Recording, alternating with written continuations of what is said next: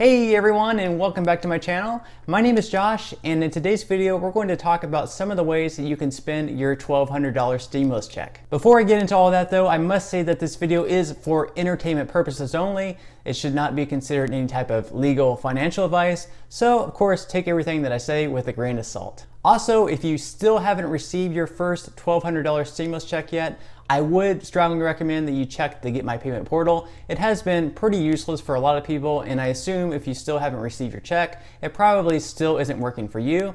If, however, your information is not found, a couple of recommendations that I would make. The first recommendation would be that to type in your physical street address in all capital letters. Sometimes that helps users be found for whatever reason. The second recommendation that I would have is to abbreviate for your street address. So if you live on a street, abbreviate street for ST. If you live on an avenue, abbreviate avenue for AVE. So those are my recommendations. Try to type your physical address in with all capital letters and try to abbreviate your street as well. And if that doesn't work, then most likely the IRS just still doesn't have your information uploaded to the portal. So we just have to continue to be patient, unfortunately. Okay, so before I ramble on any longer, I'm going to go ahead and cut myself off and get into the list of the ways that you can use your $1,200 stimulus check. Okay, so for the first thing on my list today, but keep in mind this is one of the last things that I would ever recommend anyone doing unless you meet the other criteria on my list, which I'll mention later in this video.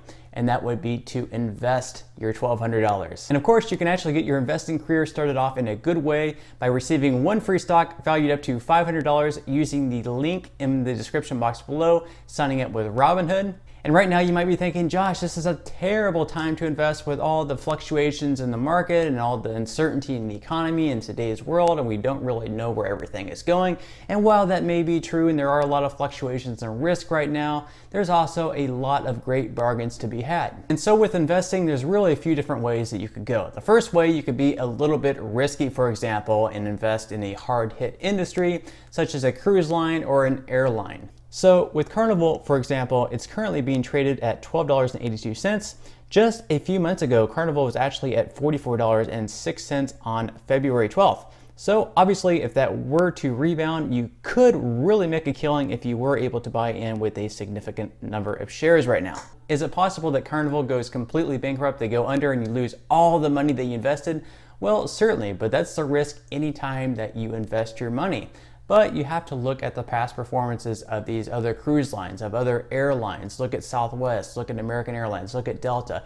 You could really find a good bargain there. And when or if they do rebound, you could really make a good return on the money that you invest right now. And of course, if you wanted to go with a bit of a safer route, you could always go with Vanguard S&P 500 ETF, VOO ticker symbol, which tracks a market cap weighted index of US large and mid cap stocks selected by S&P committee. In addition to that, you could also look into SPDR, S&P 500 ETF, ticket symbol SPY.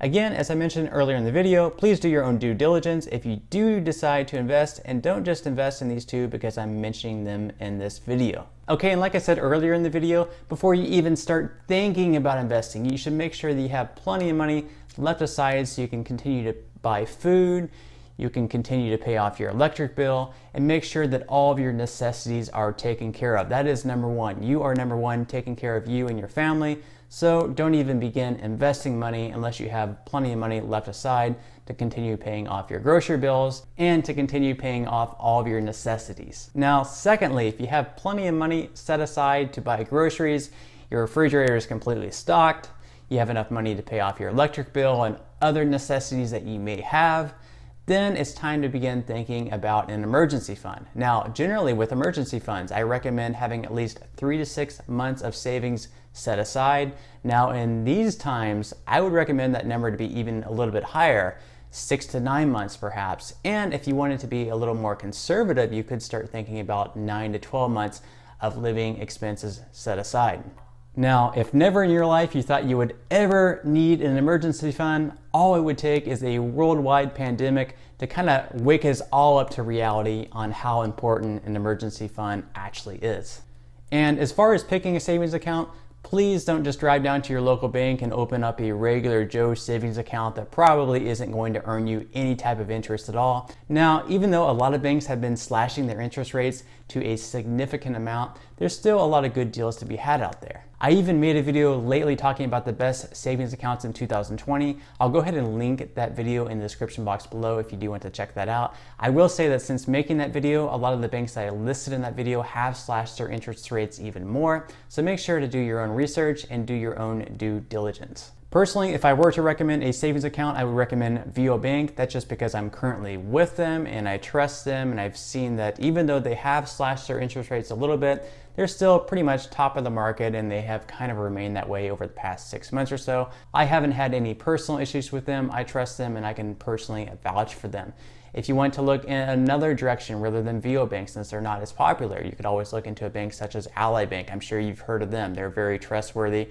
So you could always go with them as well. They don't give out as good of an interest percentage as VO Bank, but they do have a bigger brand name if that's what you're seeking. So you could go with one of the two. I personally trust VO Bank, so that would be my personal recommendation. I'm not getting paid anything to recommend them. I'm just recommending them out of my own personal faith. So to sum up this video, my recommendations on how to spend the $1,200 stimulus check. First thing would be to take care of all your necessities. Make sure that you have plenty of food. Make sure that you continue paying off your electric bills. If all that's taken care of, set up an emergency fund. Make sure that you have at least 6 to 9 months of expenses. If you want it to be on the lower end, maybe 3 to 6 months. And if you wanted to be a little bit more conservative in these times, which I might recommend, perhaps 9 to 12 months. And finally, if that's all taken care of, then at that point you could start looking into investing that money. And like I said earlier in the video, if you did want to start off your investing career with one free stock valued up to $500 with Robinhood, you can always use the link in the description box below. It also helps me because I get one free stock as well.